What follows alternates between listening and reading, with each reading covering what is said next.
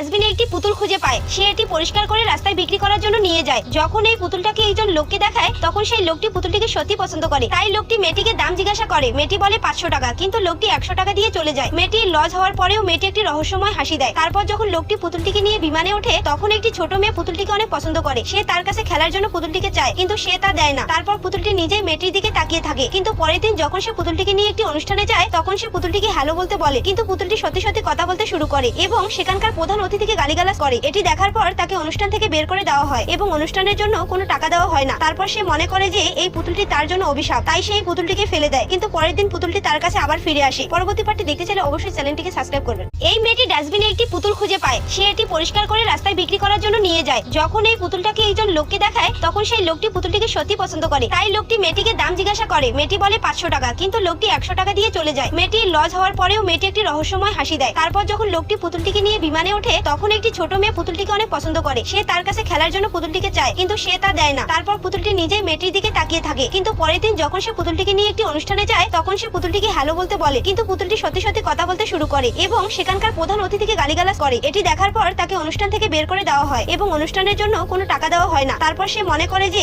এই পুতুলটি তার জন্য অভিশাপ, তাই সে এই পুতুলটিকে ফেলে দেয়। কিন্তু পরের দিন পুতুলটি তার কাছে আবার ফিরে আসে। পরবর্তী পার্টটি দেখতে চাইলে অবশ্যই চ্যানেলটিকে সাবস্ক্রাইব করবেন।